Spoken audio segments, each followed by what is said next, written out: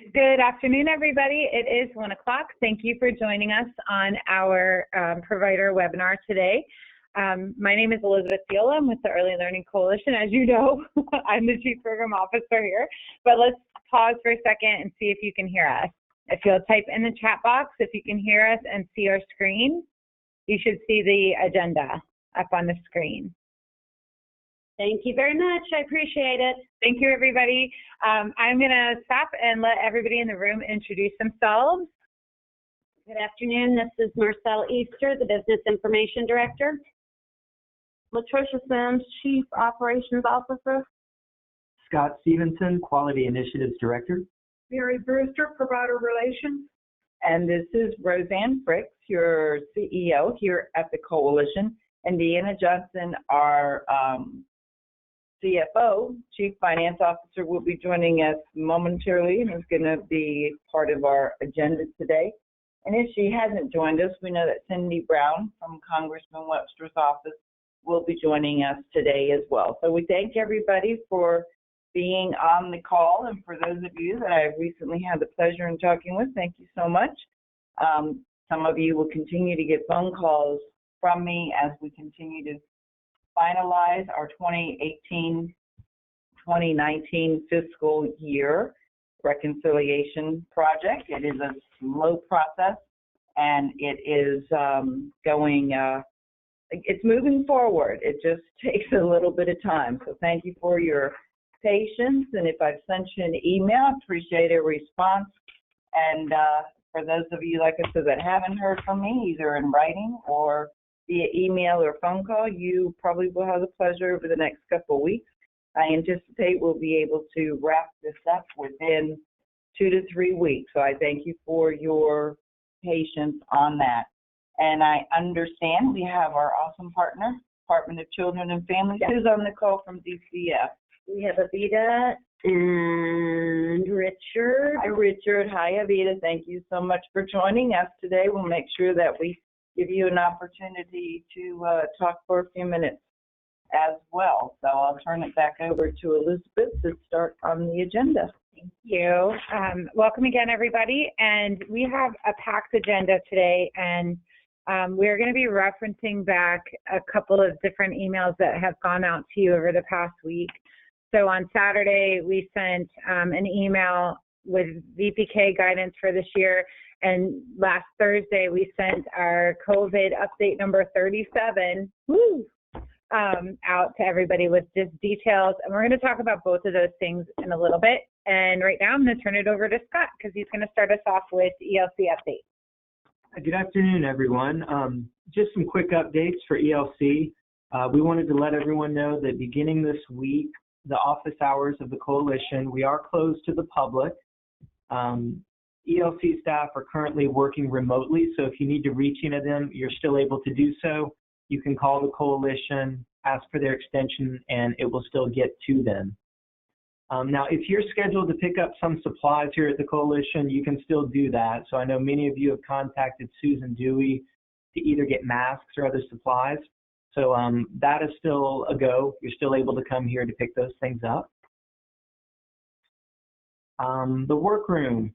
So because of the spike in cases and just to err on the side of safety and caution, we've made the determination and decision that for right now, we're going to go ahead and close down the provider workroom. We'll let you know as soon as it's safe and okay to bring folks back in the office. So for right now, we are going to close down the provider workroom.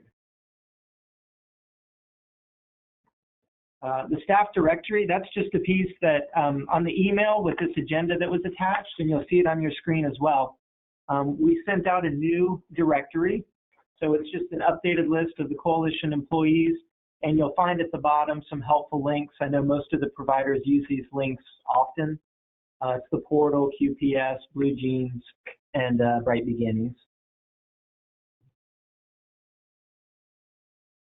And then finally, we wanted to kind of gauge everyone's interest on the call as far as these meetings and how they're going.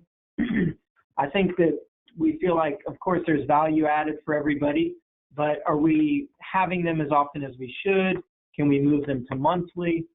So if you could take just a moment for us and put in the chat box if you're okay with these continuing to be biweekly, or if you think monthly would be okay. I'll put up a poll in just 1 second. Marcy's going to put up a poll so you can take a vote, because we really do want to make sure we're meeting your needs in communication and that these are still relevant to you and bringing you what you need. So while Marcy's bringing up the poll, we can pause real quick just to see if there's any questions on that first section of the agenda. Okay, I don't think there are.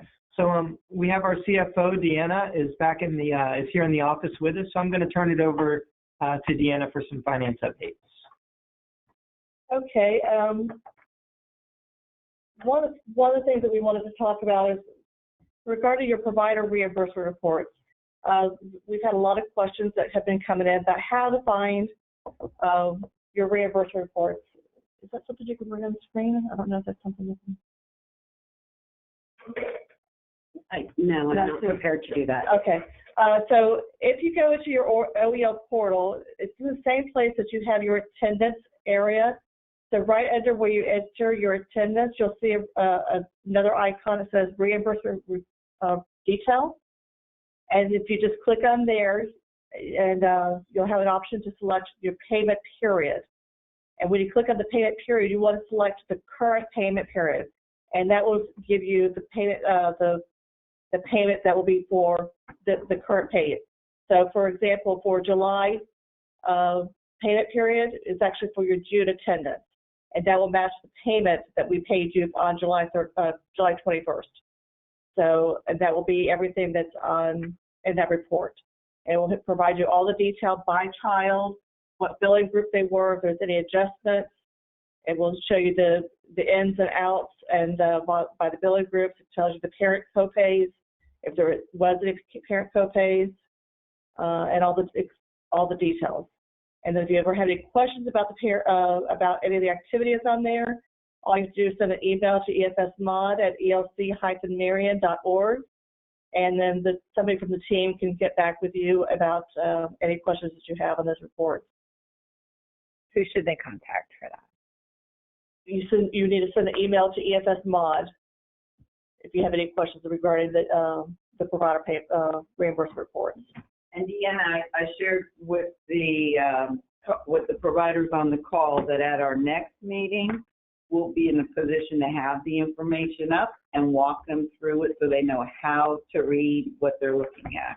That's a good thing. Okay, so we'll do that next week.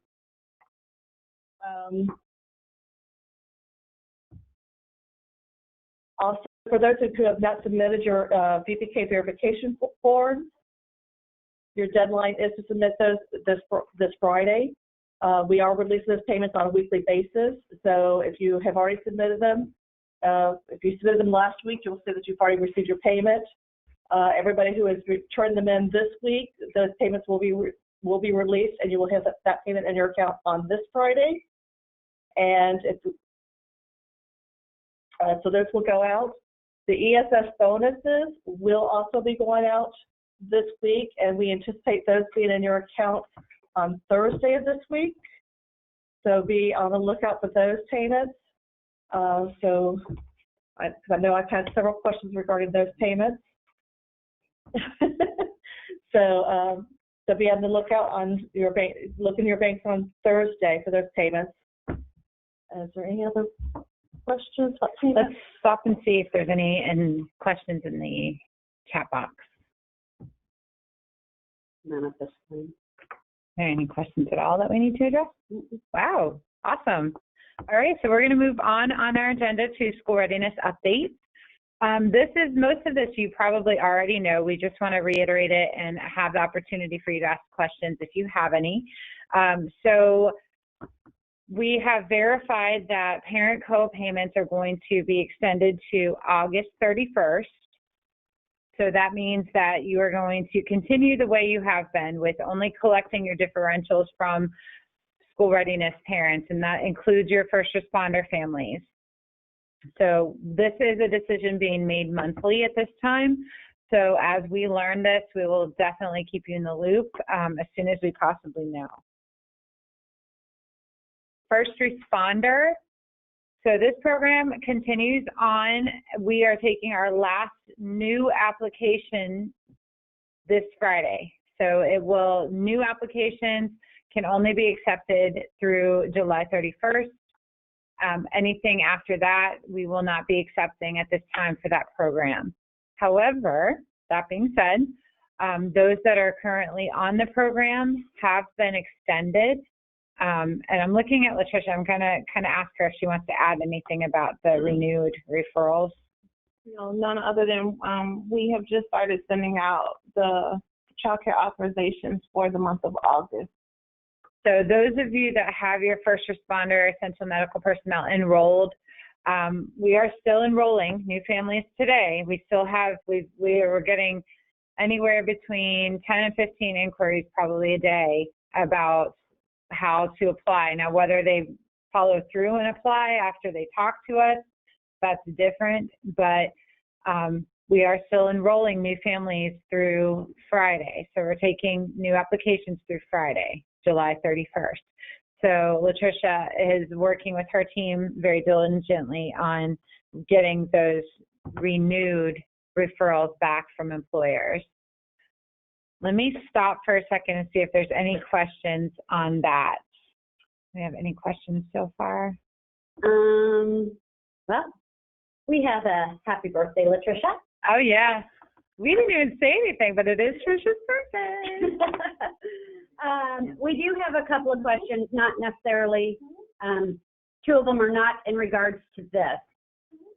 One is, Deanna,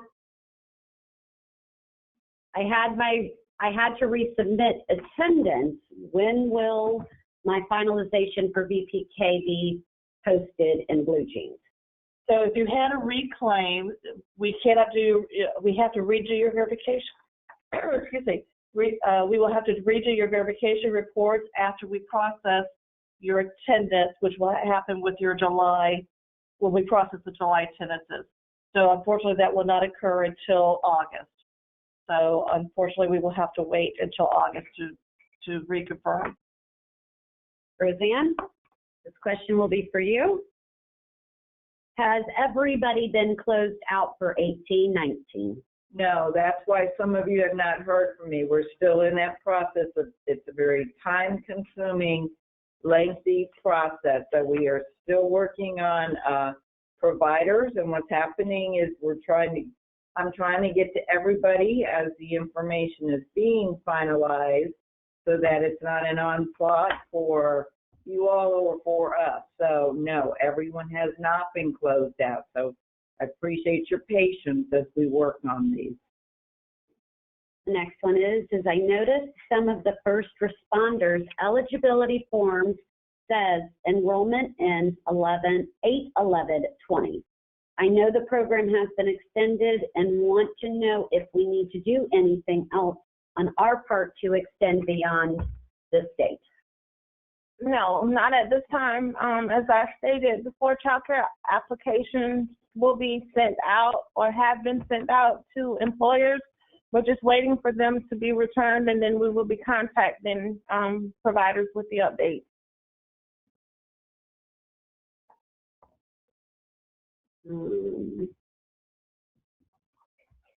VPK reconciliation needs to be uploaded to Blue Jeans. You may upload that to Blue Jeans or email it to finance@elc-marion.org. This was also in an email that Elizabeth sent out Thursday and again on Saturday. So you'll have the link to that. And there is, we are going to talk about that guidance in a little bit further down on our agenda. So. Is every first responder been extended until August 31st? I have two families that are not updated as of yet.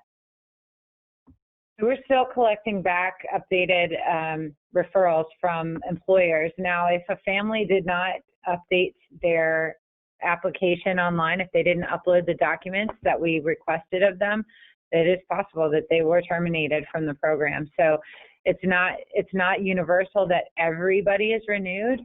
it's going to be on a case-by-case basis. So those two families, whoever that is, if you want to shoot an email over to myself or Latricia, we can look into it.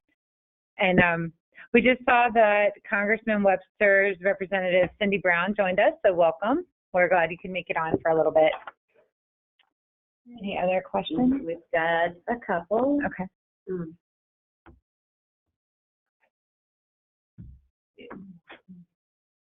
What, Roseanne, I think this is going to be again, what are we doing about the stay-at-home schooling when school starts back?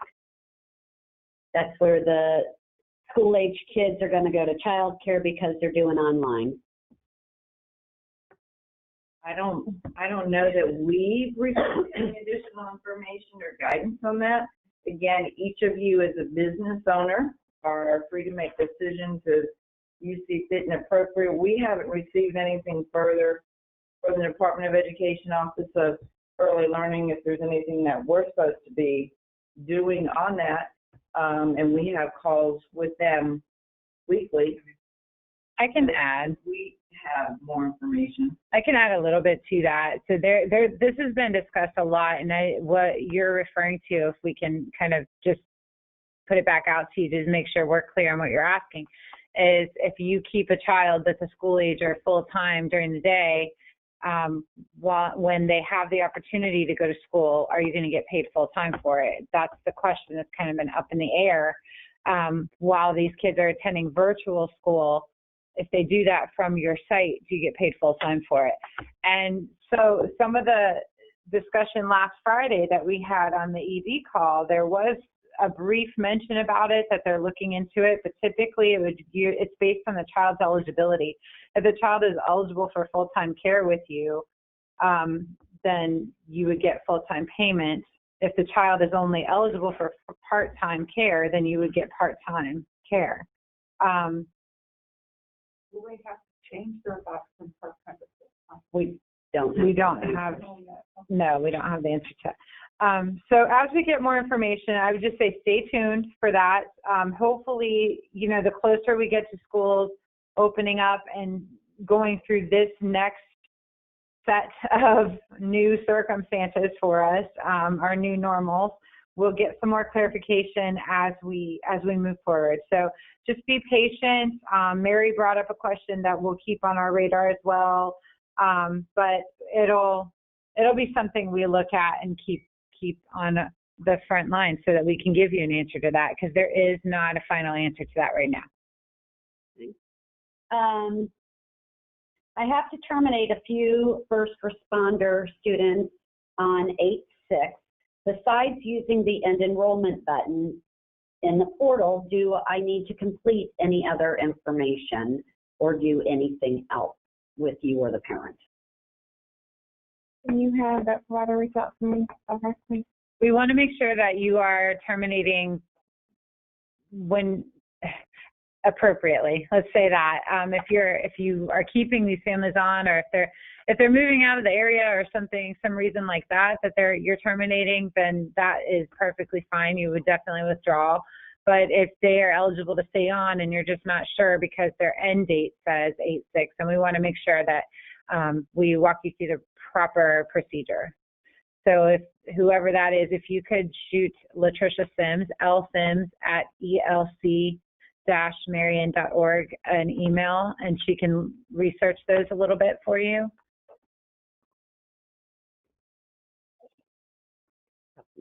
We have a couple more questions, and then I do want to see if Richard or Avita, if either of you have an update from DCF before we move forward on our agenda after we answer these next two questions.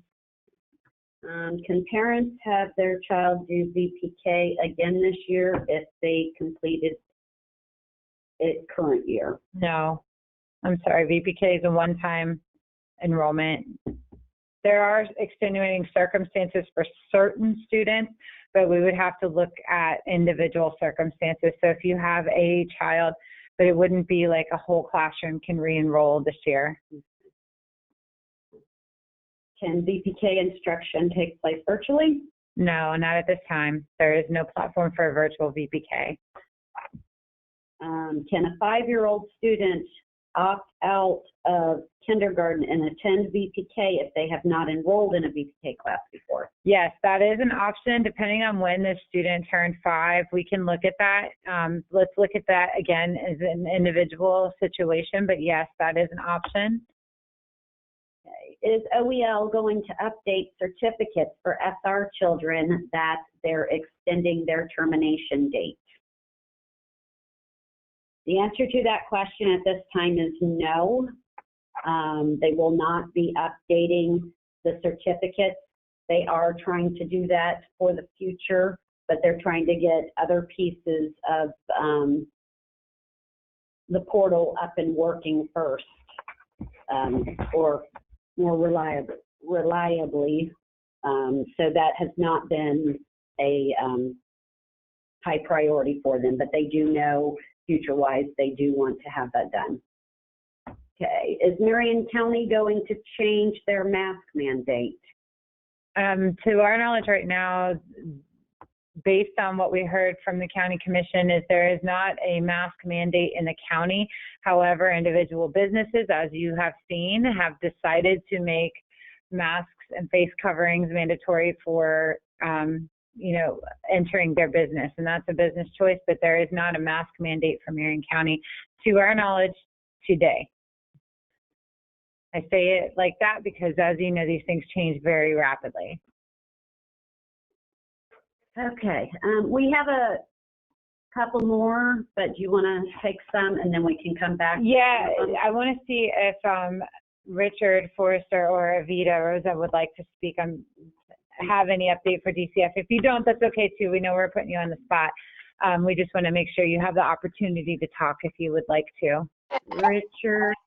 Hey, Roseanne. Hey, Elizabeth. Yeah, a couple of things. I just want to remind the providers, if they're closed due to the virus, to contact their counselor to let them know. And then more importantly, when they reopen, to call and let us know that they've reopened. Also, I kind of want to remind providers, directors, when they send off for background screenings and they get those results back from the clearinghouse, there's a section there in the middle of the clearing document that says it's regarding the child welfare records. And there's two little boxes there. One box says there's no record of the applicant being listed as a caregiver responsible for verified findings of abuse, abandonment, neglect, or neglect of a child.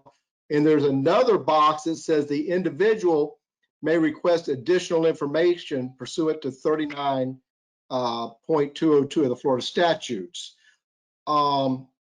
Just keep in mind, if that second box is marked where it says the individual may request additional information, that should be flagging the director to ask more questions. Because what that's saying is that the applicant or the person who they sent for a background screening has a verified child abuse report. And the department can't tell the director anything about it. All they can do is they can ask the applicant to obtain a copy of that. And it's up to the applicant if they want to share that information or discuss it. So we just want them to be aware of that. What's happening is we're now getting background screening up in Tallahassee. When they're getting these background screenings on childcare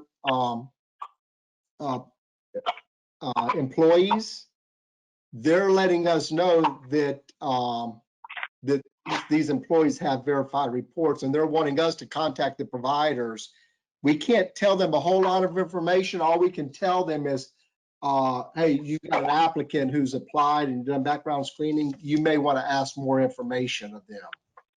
That's about all the information we can tell right now due to confidentiality laws. We can't let you know that there's a verified report. However, the background screening should let you know based on what's check marked or not. So does anybody have any questions regarding that, what I just discussed?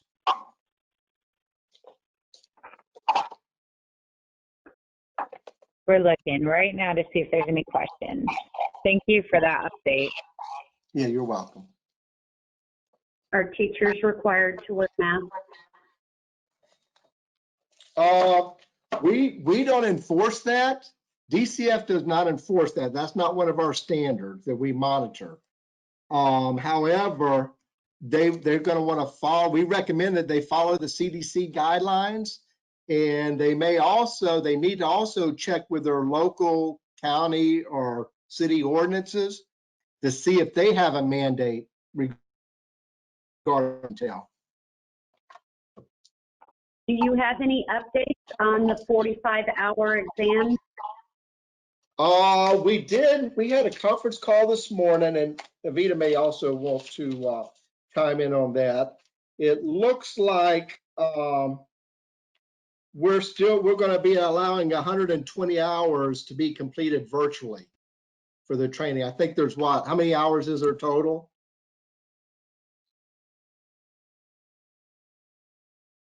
Does anybody know how many hours total? 45. So that yet. Taylor question about 45-hour exam. Sorry. Reading the next comment there.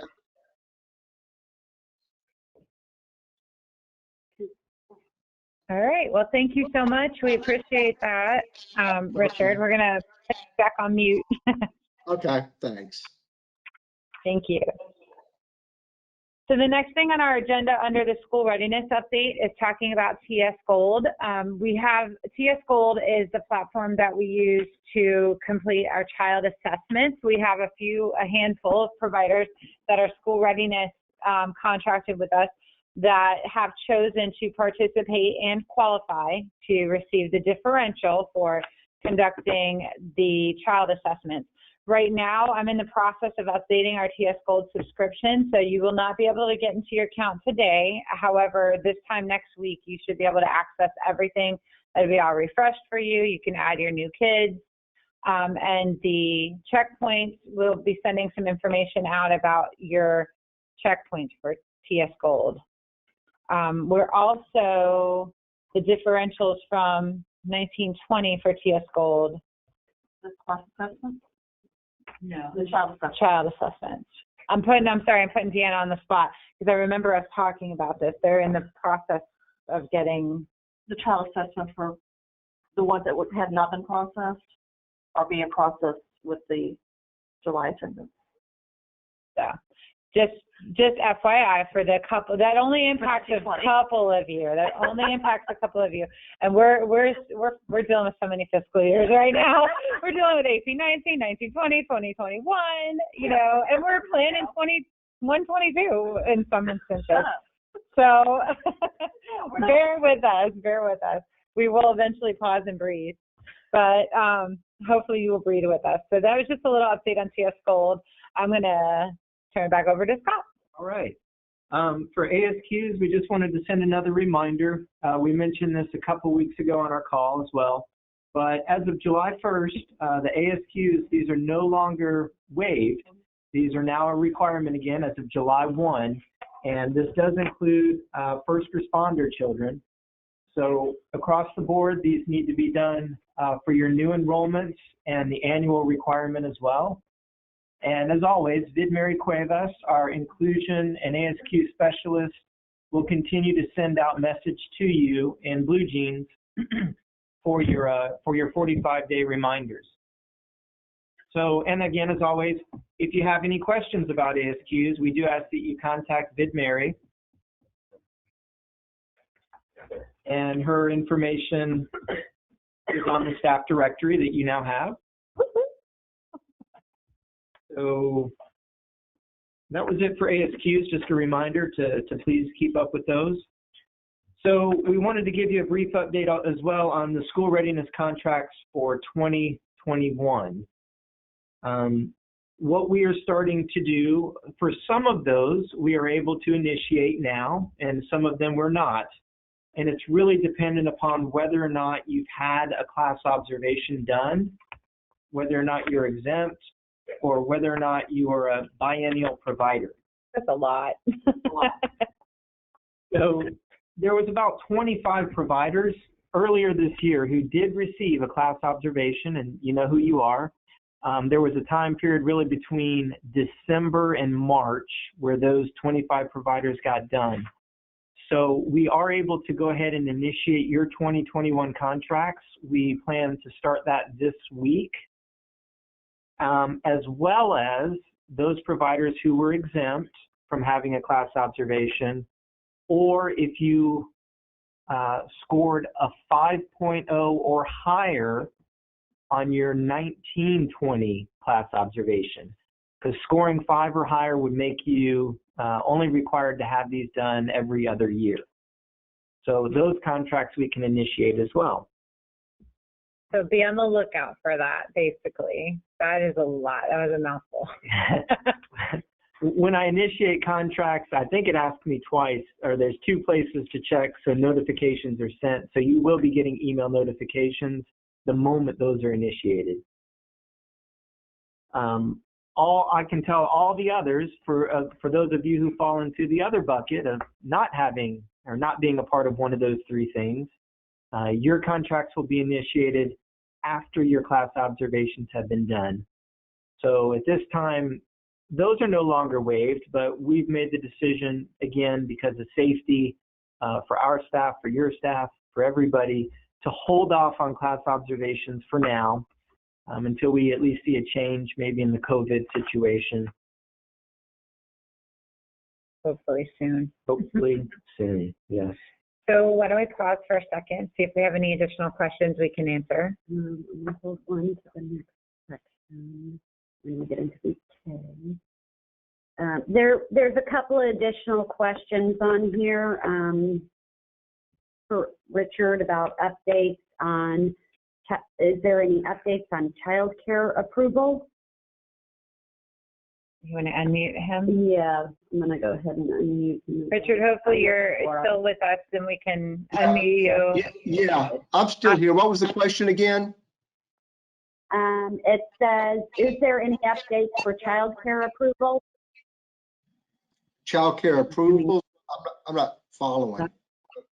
Maybe that means a license that somebody's waiting for the inspection, or whoever wrote that question, can you give us a little more? We're still moving forward with that.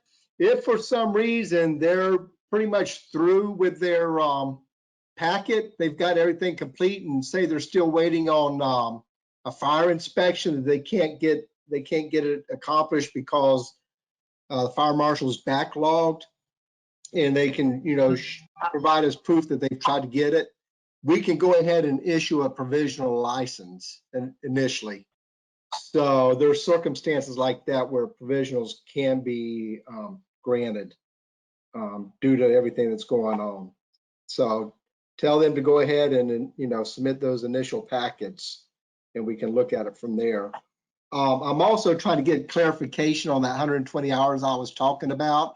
I think that has something about the classroom hours and obtaining their CDA certification, I believe, because I think they have to have something like 480 hours of classroom. And I believe that they're going to allow 120 hours to be virtual participation, but I'm trying to get clarification from Tallahassee on that. Hopefully I can give you an update before this segment ends. Okay, thank you. We appreciate that. Yeah, any other questions? Not so far. Okay. Thank you. If a child is out because of COVID, how do we do the ASQ? Do we have an extended amount of time to get these done? If a child is out due to COVID and they have been out, like you have not seen them, then you would just want to make note of that. We will see it on the attendance roster that you wouldn't be able to. In Brooks, if that child has a profile in Brooks, you should be able to put a note that says we haven't seen this kid due to not returning from COVID. However, if they're only out periodically, you should still be able to do it within the 45 days. If they haven't been absent for 30 of the 45 days, then you should be able to still get that ASQ completed. At this time, we have no guidance on extending that 45-day window. So the next question is, so our 2021 contracts can't be completed until class observations, but observations are on hold. How will this affect us in payments? Well, you'll still continue to have an amended contract until you receive your 2021 contract. So if you recall, just about a month ago, we signed all the contract extensions for the 1920 contract. So those are now in effect. So if you have not received a class observation, you're still running right now on your 1920 extended contract. You're good until you get that class observation done in the new contract.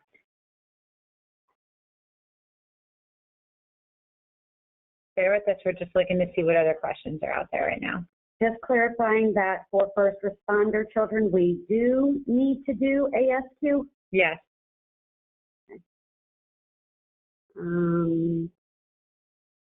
There's some individual questions that I may be skipping over because we're going to have individual people get back with you because it's really just specific to you. And let me add a little bit more to that question about first responder ASQs. Remember, ASQs were waived until July 1st. So really any child that came to you from July 1st until now, those are the children that you need to focus on for ASQs. So you're still within your 45-day window to get those first responder children screened. Is there an update on the Federal CARES Act? So we're going to talk about COVID in just a minute, but can you be more specific with that question? The CARES Act, we have processed your emergency, and actually, you know what, that's a great segue to move right into that. The CARES Act, with that, we just finished processing your emergency grant. So Deanna just passed me a little note that says on the 31st, she's releasing funding for that. So if you have submitted your application, the quality team has been fantastic in processing the applications that you submitted. The finance team has been fantastic in processing their part of it. And so you should be looking on Friday in your bank account for your direct deposit for this first, it was Phase 1 and Phase 2. Phase 1 and Phase 2 providers should receive your money. So go ahead and look in there. If you don't see something on Friday, let us know. But our team's over here giving each other virtual high fives because you know we're social distancing. Ooh, I felt that over here. Okay. So talking about COVID-19, I know we probably have a couple more questions that I can answer. Anything to do with COVID-19? ASQ, if they were already with us before July 1st, do we do the ASQ now?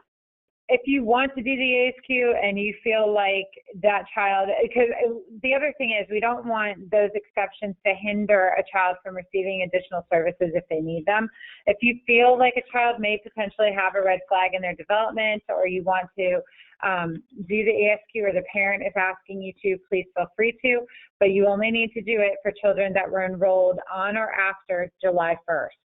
So if they were already with you prior to July 1st, you did get an exception for that first ASQ to be completed. So at this point, you would just be doing the annual ASQ for that child when their renewal date comes up. So we're good. All right, I'm going to keep going with the COVID update. You all have been fantastic in responding to a survey that we put out there about clear face masks. You've been so fantastic, in fact, that we've gotten a request for over 1,500 face masks. And that is a big investment for the coalition. And originally, I wanted to shoot high, and I encouraged you all to say, okay, tell me how many staff you have, and times that by 5 so that you had backup masks, because often they need to be changed throughout the day. Not a lot of us are wearing masks continuously throughout the day, but as we move forward with COVID and we hear everything going on and seeing our record numbers jump and people are taking more drastic measures to be safe, we're seeing people wearing their masks longer and longer and choosing to wear them all day long. So these particular clear masks, what we're going to do is we're going to kind of break the order in half instead, so we can test them out, because the other thing is with these clear masks, we don't know really if you're actually going to like them. So when we talked about Marcy's displaying her clear mask right now, we wish you could see us. And one day we will have this on Zoom so you can see the ridiculousness that goes on in us running one of these calls. We're quite entertaining, I'll tell you that. So one day we'll let you see us if you want. With the clear masks, we're going to cut down the order to half, and we are going to be providing you guys with a set. You'll have at least one mask for each staff member to try it, and then we'll reevaluate the purchase, because when we're talking about 1,500 masks, we're talking about a $5,000 investment. So we want to look and make sure that before we invest $5,000 into this, that it's going to work for your purposes. And I think you all can appreciate that as much as we can. And so there's more to come on that. The other thing that I wanted to throw out there is last Thursday in your COVID update that I sent, there has been a lot of talk and discussion about recalled hand sanitizer. Be very, very careful about the hand sanitizer that you buy. So I'm going to encourage you to go back and look at the FDA report really quickly. There are so many hand sanitizers on that list. It's really important because they can physically make you and your staff sick, as well as the kids and the families that are using them. I think for so long we got into the fear mode in our community and all over, actually. It's not just us, it's the nation, it's the world. We got into that fear mode where we were just buying up any sanitizer we could find. And what ended up happening is things of questionable quality were put on shelves, and now we're starting to see the impact of the hand sanitizer that has that methanol alcohol or wood alcohol included in it. So please, please, please make this your PSA, share it with your families. These e-blasts that we send you do not have any secrets in them. You can pick them apart, use some of that information in your newsletters to families, but let's all do our part to help make everybody aware, because we don't need another something making us sick. There is enough going around that we're worried about. We don't need to worry about whether methanol is in our hand sanitizer. So please, please, please, I cannot make that a bigger announcement. The other thing that I included in the COVID update, we are very well aware that you all are having a hard time finding latex gloves, and we're looking at some options to provide those to you.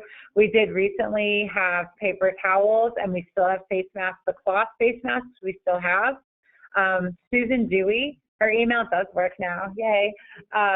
But she is very enthusiastically filling orders as you are letting her know that you are in need of certain things. So right now we have paper towels and we have cloth face masks. We are looking at the ability to purchase. We do have a limited supply of hand sanitizer as well. I say limited, I think there's 75 smaller bottles, but we want to get them out to you. What else? Your face mask. We got it. Okay. Yep. The other pieces in there in the COVID update was the Department of Health. They have really done a fantastic job, in my opinion, of trying to keep us informed. One of the things to keep in mind, because some of you have had some experiences when you're calling them, one thing to keep in mind is that they pulled staff from all over the Department of Health into the land of COVID. And so we have people that have never been in any kind of disease-oriented anything in their career who are trying to help navigate you through the needs when you call about, reporting COVID or what to do in the extent of being exposed to COVID or things like that. So just be patient with them. They do have a 24/7 hotline. They do have an email that you can send. So if you're letting us know, yes, I called it the land of COVID. I did say that. If you have to let us know about a temporary closure and you're throwing my name on there on your email, you're throwing Richard's name or Vita, DCF, whoever you're putting on there, you can also shoot that email to the COVID-19 at Florida Health. It's flhealth.gov. And that will include them at least, because they are trying to track that data. So it's very important in this unknown world that we collect as much information as we can. Let me see what else. So one of the requests that I've gotten from providers is, do you have any providers that have a sickness policy that they've updated to include such things as a pandemic? And how do we know when it's just a cold or if we should send the child home? And how long does the fever have to last? I used to keep kids out for 24 hours and they could come back without medication. What are people doing now? So I'd like to pause for a second. And for one, if you have a policy that is working well for you, shoot it over to the quality department, quality@elc-marion.org, or to me, and we will share it out. We've shared in our COVID updates before, different policies and different things you all have put in place. I had a provider tell me last night, and I asked her, please share what upgrades you're doing to your facility, because she mentioned, we're pushing back our start date for VPK because we're doing some upgrades to the site and it's not quite done. Some of the things that they've done is, with some of this grant money that they've gotten, is pulled out the carpet in classrooms. They've laid down the linoleum tile to help with the cleanliness factor. And, carpet holds all sorts of weird stuff in it. So, to keep the germ spreading down, they've switched to tile or linoleum, or I think she even said planks. If you haven't seen the Coalition's floors, they're gorgeous. But we have, they're a lot easier to clean than carpet. They've also installed additional hand washing stations, sinks, and just tried to make areas a little less germy if possible.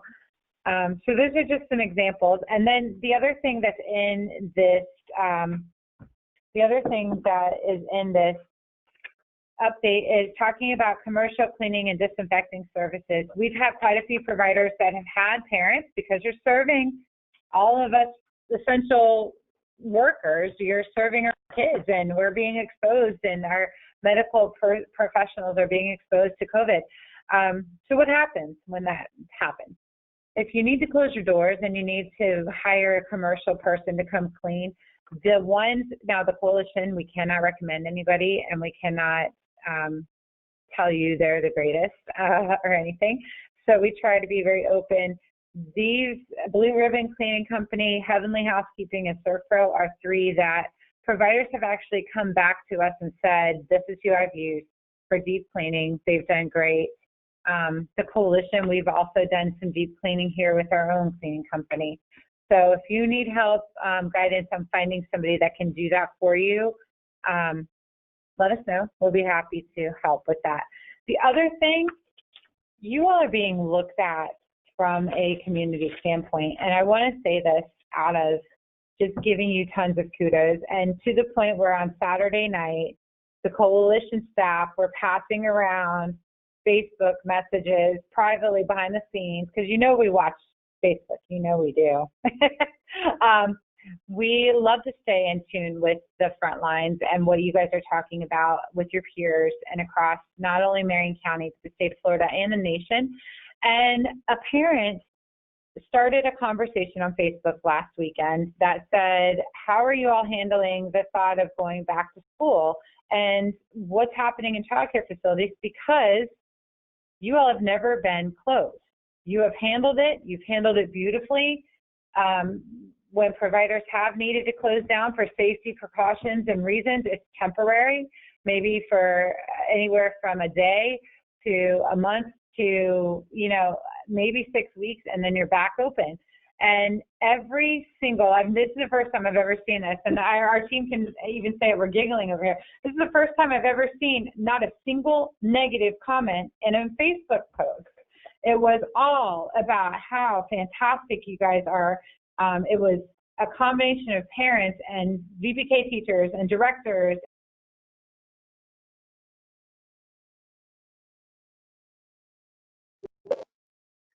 Okay, everybody, if you can hear me, give me just one moment and I'm going to put us back on telephone. I apologize for this interruption.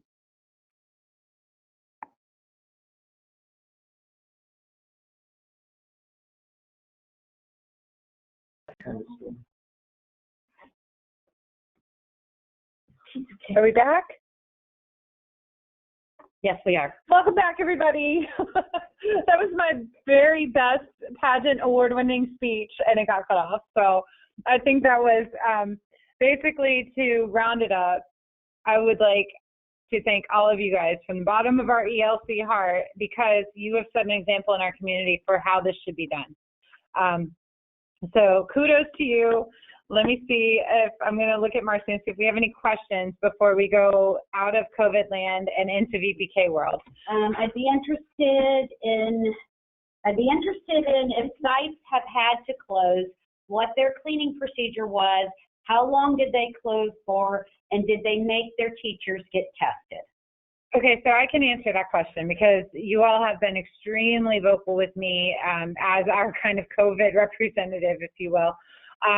We have a plethora of different options when it comes to closure. So depending on the severity of the exposure, which really has to be determined on a case-by-case basis.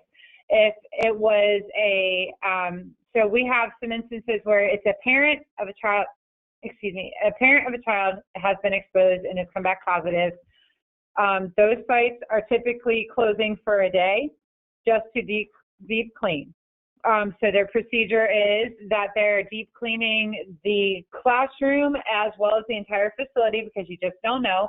And then we move on to more extreme cases where a staff member has come back positive, and in which case they are closing for an entire week so their staff have a time to have a chance to get tested, because testing, depending on where you go, can take anywhere from, well, we've experienced people going in and getting tested with the rapid testing, and the rapid test can come back in 10 minutes through a blood screen that's available through emergency purposes only. There's other ones that the rapid screen comes back in 48 hours. There's other ones it takes you 10 days. And then there's other instances, which I found out yesterday, that they will not call you if it's negative. So you're sitting around waiting, wondering if you have COVID, and nobody's reaching back out to you to say, hey, you're good. So there's a lot of different ways to handle it. One thing I will tell you, and this is something that is told to us even by our own attorneys that we use here at the coalition, once you make a choice of how you're going to respond to a specific situation, make that your precedent for the next time you respond. That way people can know what to expect. They're not going to be surprised if you say, hey, I'm sorry, we have to close for 48 hours or whatever it is, because this particular instance has occurred. The other thing is, write your standard operating procedure, SOP. That sounds like a horrible word. However, once you have your procedure, my compliance guru, Latricia's looking at me with a great big beaming smile. I'm either making her proud or embarrassing her, I don't know. But once you have those pieces in writing and you provide them to your parents, they have a very clear understanding of what will happen, and they can then make plans for their world, and they have an educated decision to make then. So that question, hopefully that gave you some answers. As we collect different sickness policies, we'll put them out there for you so you can choose whether you want to adopt some of those things and create your own. Just one comment here, just someone wanted to share that they're planning on purchasing an electrostatic fogger online for disinfecting their facility. That awesome. Is an option another provider is looking at. And we can maybe provide you with a link so you can do your research on some of what that is, because we have heard of there's some new options coming out there. You know, technology is sometimes gracious and sometimes not, but in circumstances like this, Marcy's actually looking it up right now to see if she can find it. There's a machine that'll go around when you're not around, and it's like a little Roomba, and it'll sanitize stuff. That does not mean you don't have to wash things, though. Just saying. You still need to wash stuff, but there is a machine that can, there it is. Look at that cute little thing. We should name it. But if you get one and you can I please name it if you get one? So there is lots of technology available out there to try to help make this a little bit easier to live with, because unfortunately, as you guys have seen, it's not going anywhere. We are learning our new norms every single day. Something different changes. So there's lots of options. We can get this link out to you in our next update so that you can look for it. I don't know, Marcy, if you could type that link into the chat box so that everybody could see it. Marcy's going to put that in there so that you can see it. It's pretty cool. Pretty cool. We have heard of some, some down south, they've been hit a lot harder than we have here. And our thoughts go out to them every day. But especially Miami-Dade, Monroe, Broward, Palm Beach counties, we know of one of the coalitions, I think, was it a coalition, Roseanne, that has one of these that's testing it out to try to keep their staff safe. And it may be an option that's affordable. It's $600 or so, or I don't know how much they are, but that may be something you want to look at with some of these grant funds. It might be a very worthwhile investment for you.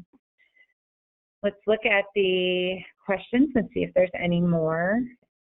Multitasking, so bear with me. Yep.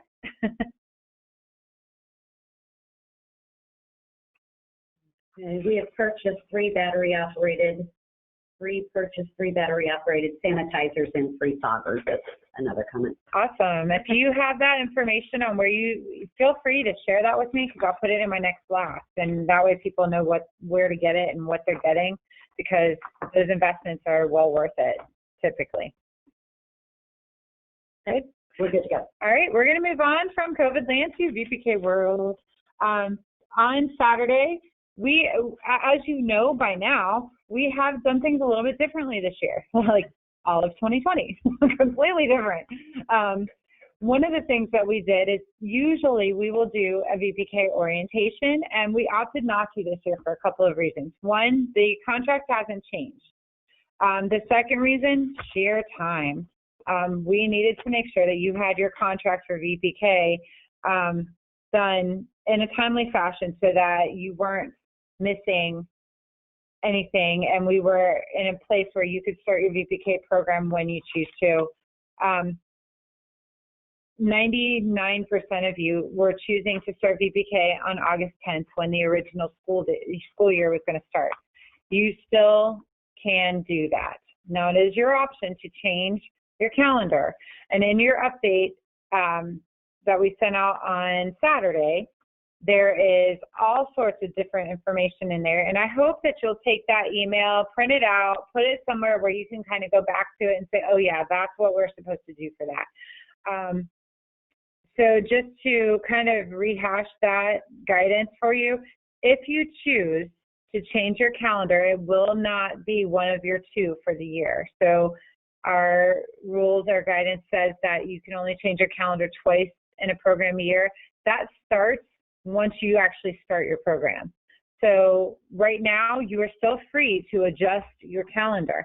However, if your contract has been executed, you have to finish executing your contract before you can go in and manipulate that calendar. So let me say that one more time. So Scott is working on, and he's going to talk, I think, a little bit further down about the execution of your contract. But once he does that, you need to go through with that process before you can manipulate your calendar again or change it. Now, on those same notes, you do not have to change your calendar. It is acceptable for you to start VPK on August 10th. We do have that from the Office of Early Learning. They have said because the original start date for school was August 10th, then you're within your programmatic rights as a VPK provider to start your program on August 10th. Now, school, as we know in Marion County, is going to be starting on August 24th. And we do have some providers that have chosen to move their start date back to match the school system. Looking at that update that I did send on Saturday, one of the biggest things is we would like to pay you for the last part of your 1920 VPK program if you were a provider then. In order to do so, we need you to go into Blue Jean and review, sign. You'll have to print it out, sign it, and then send it over to finance@elc-marion.org, your reconciliation. This is not anything new. This is something we've had to do every year since VPK came to be. Mary's over across the table shaking her head. Yep, since 2010. 2005. Man, you're dating all of us, Mary. We have about 30 of them that have been submitted out of about 76 that were uploaded. So I know you guys share everything with each other. Call your friend, please. Tell them to log into BlueJean and to review their reconciliation letter, get it signed in, or tell them they're not going to end up getting paid. And that is the last thing we want. So please share that information. Encourage your friends to log into BlueJean, get their review letter. If you know of somebody who's closed right now for the summer that won't be coming back until next week, please give them a shout. Tell them to look at their email. Tell them something. Send a carrier pigeon over there. Just let them know we need them to log into BlueJean and review that letter and submit it so that we can pay you. This is about your money. So it's very, very important. Other things in that update were start dates for the fall. We covered that. Contract orientation, we are not going to do orientation this year. We are going to do an open house in August that kind of goes over a lot of the different programs ELC has to offer you, and we'll kind of pinpoint some of those things that you really need to pay attention to, such as reporting unusual incidents. And Trish said, that. Please, if it's weird at all, just send us an email saying this happened. You can't be too safe or too careful with that because you never know how something is going to come back and impact your business. We'd rather hear it from you than the Star Banner or TV 20 or any of that stuff. And we have experienced some weird stuff in Marion County. So the other piece to that, contract execution, Scott's going to talk about that in a little more detail. Quality improvement plans, we're also going to talk about that. That's your VPK provider and probation, those plans that you had to make in order to sign a contract this year if you scored below a certain score. And then finally, VPK assessment. I included the entire Florida Administrative Code Rule 6M, which addresses all of our VPK rules, because I want you to have a go-to guide. And there's also Florida statute was included in that update email. We want you, they're in links because they're quite lengthy documents, but you can go in there on your computer. You all are becoming super tech savvy. You can hit Control F and put in a keyword that you're looking for, and it'll take you to that spot in the document. That's really important because these are the things that we don't have a choice but to enforce. These are the things that are in your contract. These are the things that we are held accountable to and you are held accountable to, and we're in this together. So we wanted to make sure, in absence of a contract review where we do the orientation and go through each paragraph word by word, we wanted to provide you with the ability to find this information when you need it. So you have that. We encourage you, please go make sure you look at both of those, the statute, and make yourself familiar with it, the Rule 6M. And the other piece of that is VPK assessment. So the end of last year, VPK assessments were waived for our VPK programs, and then for summer, they are back in full force now. So we want to make sure that you are ready to do those assessments. You can order your kits on Bright Beginnings. We are approving them every week now. I'm about to give the gift of approval over to one of our other team members too, so that they can be done super timely. So you can get your assessment kit or your refill kit, whichever one you need. You're going to log into Bright Beginnings. Some of you did express that you were having issues logging into Bright Beginnings. You do have to re-register, and that is the screenshot that I had put in the email. That one was in our COVID. I'm not sure if my screenshot went in this one. Maybe it did. I try to repeat information because we know your inbox gets full. Mine does too. but this is important stuff for you. So the screenshot will show you all new and existing users must register to access VPK Assessment Online Reporting System each program year. So even though you had a registration last year, you still need to go in and register again this year to get access to Bright Beginning. So if you've been having issues registering, that's probably what's happened, is the system has been reset since you got on there the last time. Let me pause. Let's check for questions, and then I'm going to be quiet so that Scott can tell you the rest of the VPK update. And thank you for hanging with us. We're gone past our hour. We do have a couple more really important updates to share with you before we end our call today, though. So if you can hang with us a little longer. Okay, so quickly, for providers on probation that purchase a new curriculum, if the director does the curriculum training, can they train other staff? Yes, actually they can. On one of our meetings with our OEL regional facilitator, Anna Gonzalez, stated that yes, you can do that. If the director has knowledge of the curriculum, yes, they can train the other staff.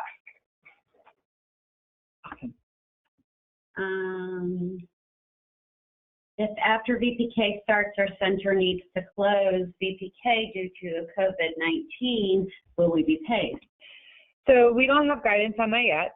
So that's another one of those, stay tuned. I imagine that we're going to have that, Trish is writing down that question right now. I imagine that we're going to have a lot of instances where we're going to have to be flexible this year with things, but we're going to have to rely on our ability to make good decisions based on the situation at hand. And so when things like that come up, the thing I'm going to encourage you, communicate. Let us know what's going on as soon as you know so that we can help guide you through it. We are, like Roseanne said earlier, we have conference calls with OEL weekly. And these are all things that have been presented as questions because we try to anticipate what you're going to ask us. And working with you for so many years, we know there are certain things that you need answers to. So let's look at these situations as they arise. We are going to ask OEL these questions too to see where they're at in their thought process. Okay. I noticed Marion County Public School is a 170-day school year. VPK still requires 180 days? Question? No, VPK requires 540 hours. So however you choose to put that into your calendar, that is your choice. As long as it falls within your regulation hours that is approved through DCF or your licensing agent, whoever that might be, if you are working with an accrediting agent. So 540 hours. I encourage you not to look at days, but look at hours. And remember, there are no holidays with VPK.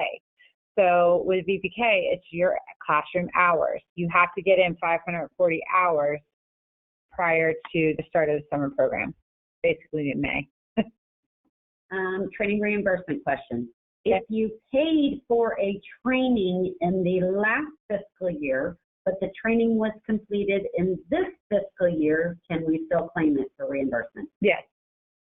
Yes, because our procedure says that it's when you take the training. You may have had to register for the training at a different time, but if you take the training this fiscal year, then yes.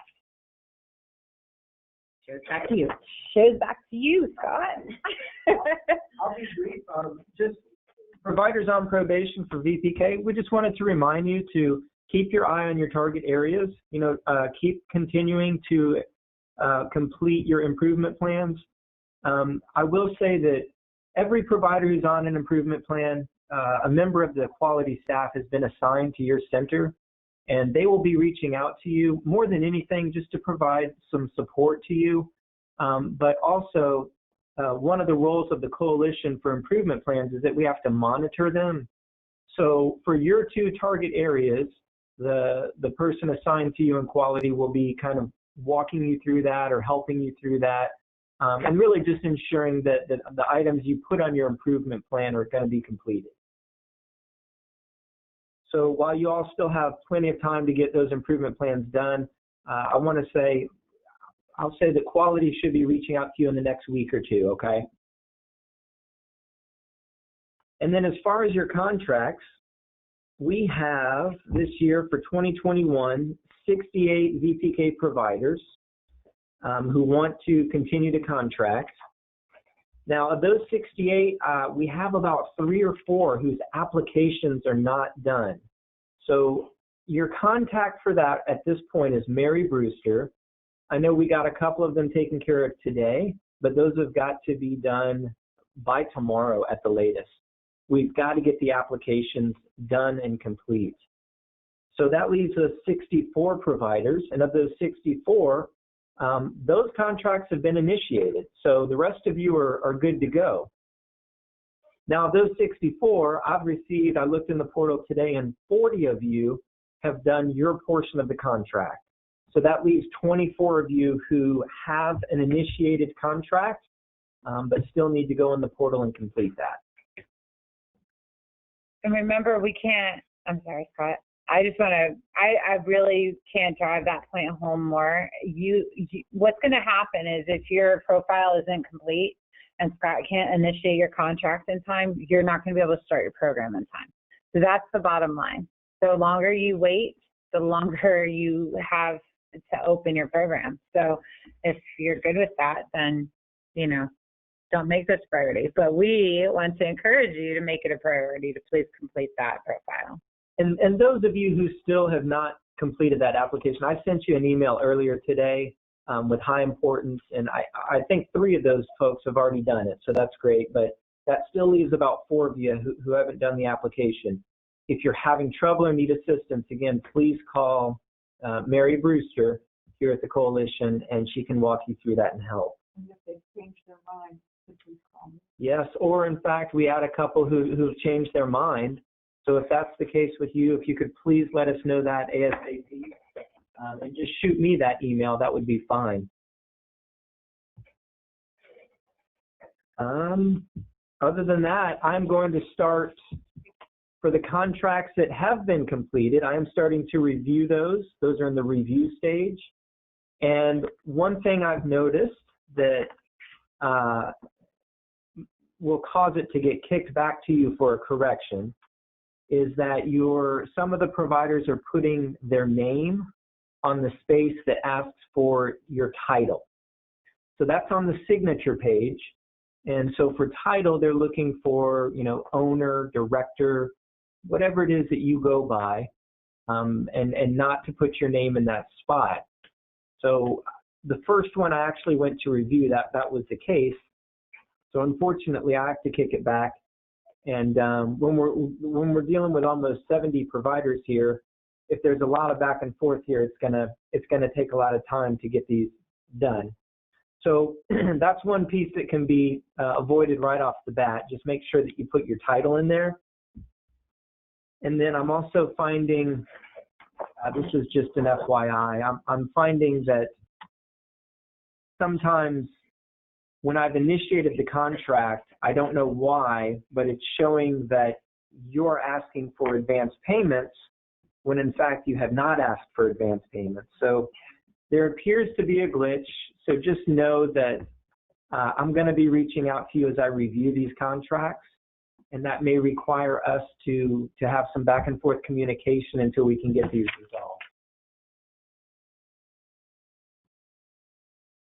And that's all I have for VPK. All right.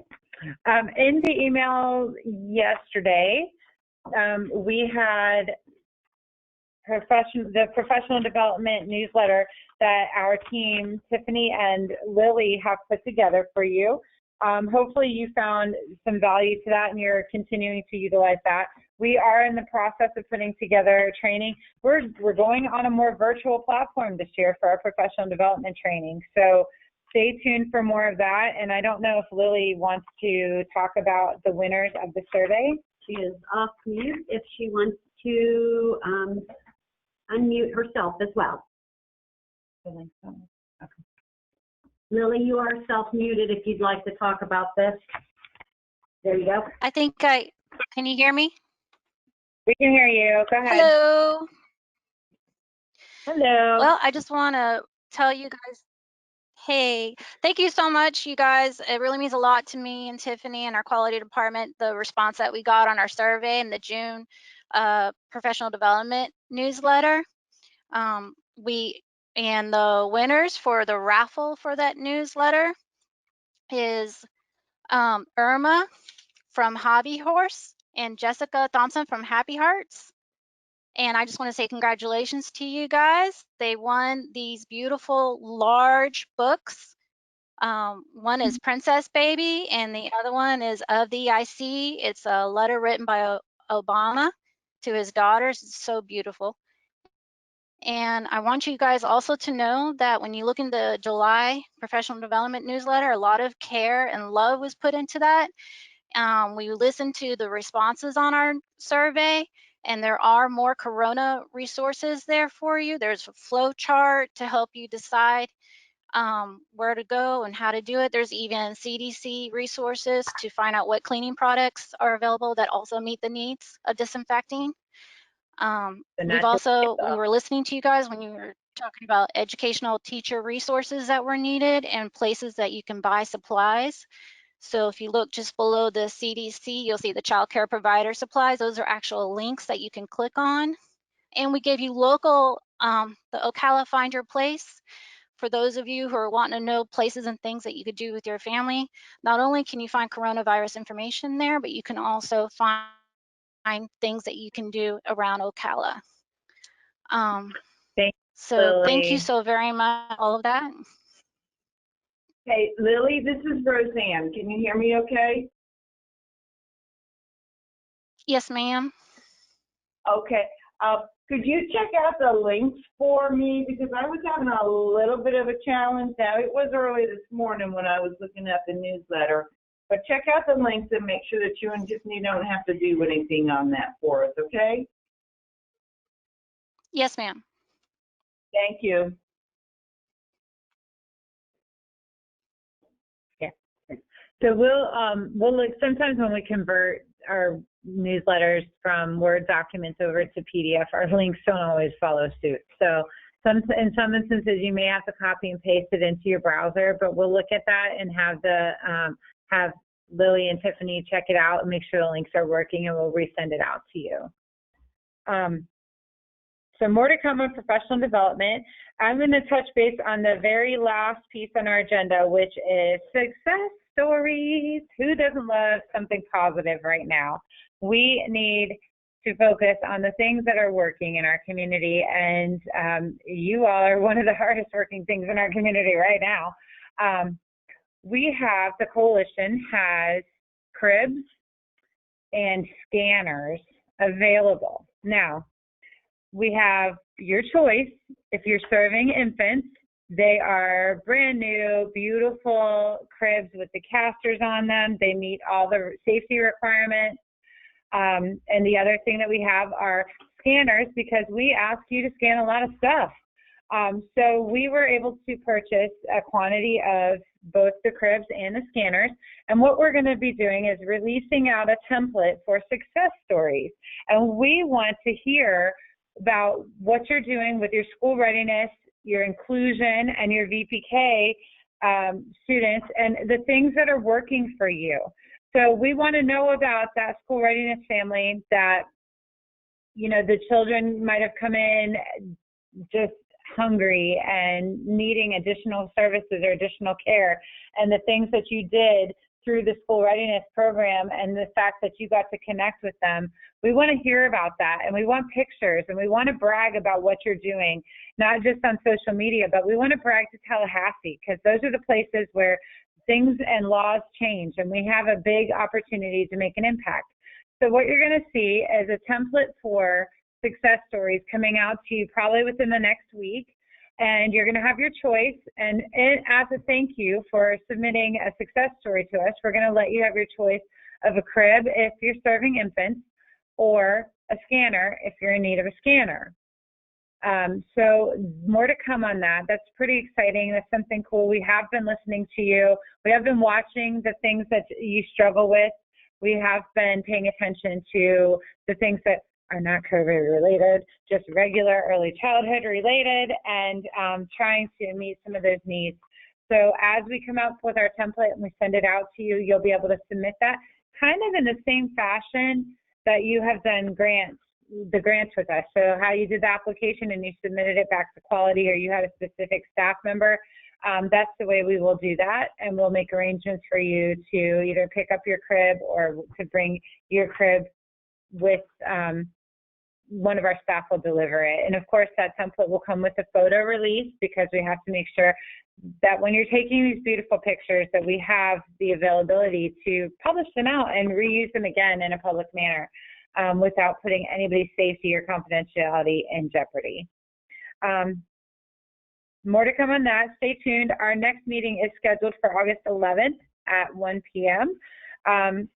And at some point, we will be welcoming a wonderful message from Congressman Webster on one of our meetings. So more to come on that as well. We're going to stop for a second and look and see if you have any more questions or comments that we can share with the group.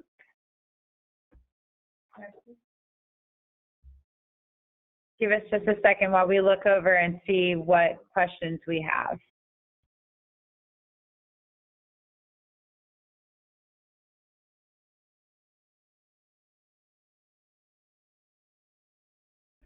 We're going to check right now and see if we have any additional Thanks questions. for all your support during this crazy COVID time. When is the next CPR class? Okay, so we have had some struggles with trying to decide what the best thing to do and the best course to take.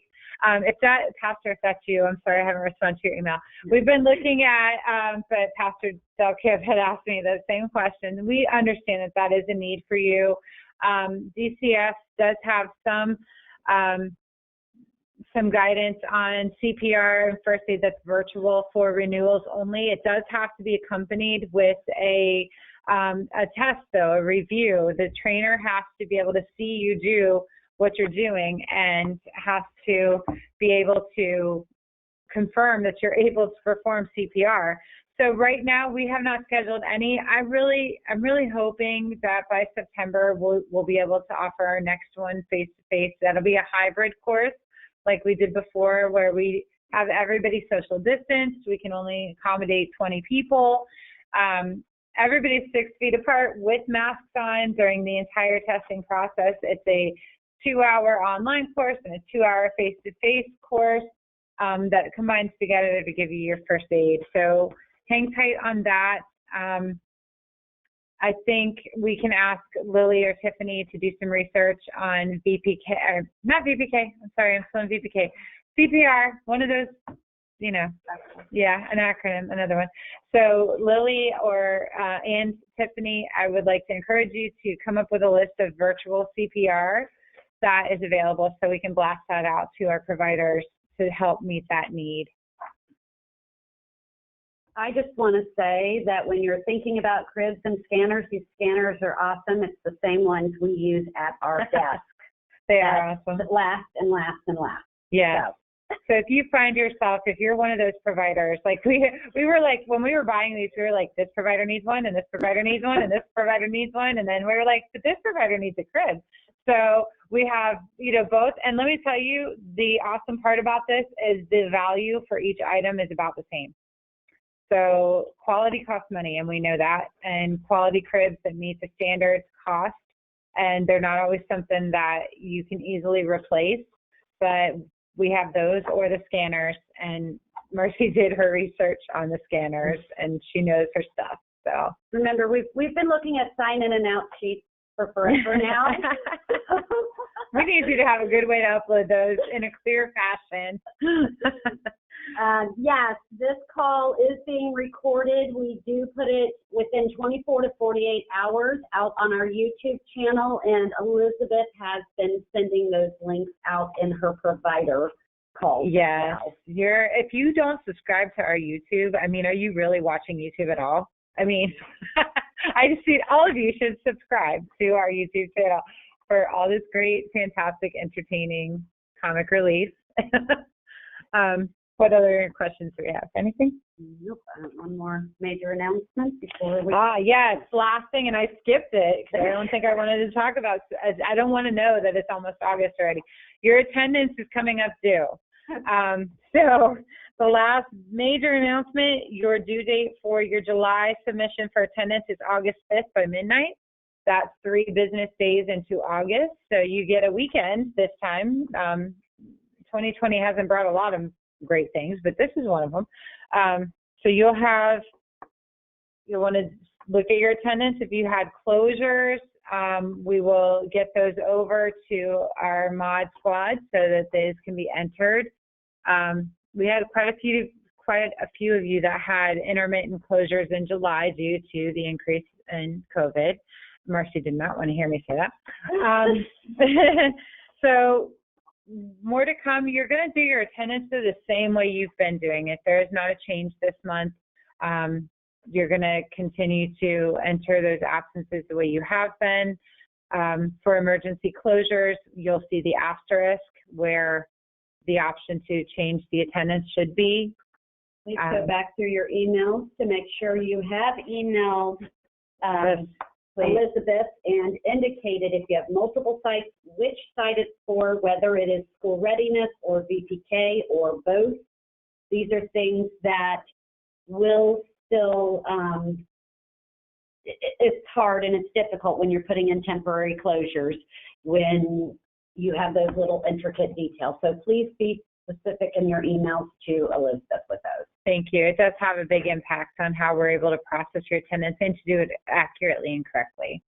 We're going to pause right there. I will probably send out another email by Friday or Saturday. You know, you guys know I work weird hours. You get emails from me at all times. But you'll probably get an update email with those instructions for attendance again, just so that you have it, because we do recognize the need to support you in as many ways as we can. And if that just means sending you an email that you can go back to have this stuff in writing to help guide you, then we will do that. Okay, a couple of quick questions. Do providers still do QPS roster submit for staff? Yes, your quality performance system, yes, you will want to make sure that those are updated. Now, when that has a big impact is when we're ready to schedule your class observations. So right now, it's not as big of a deal, but it does need to happen, and you are going to want to update those QPS because as we're ready to start scheduling observations, we need to have a current list of who your staff are. Okay.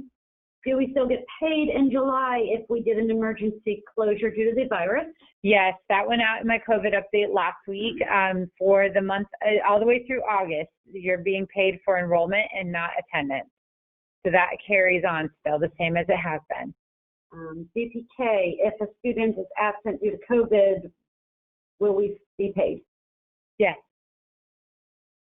That is all the questions. You guys are fantastic. Brag about yourself on Facebook. Let everybody know how fantastic you are. We know how fantastic you are, and we will continue to support you. Have an awesome day. Bye, everybody.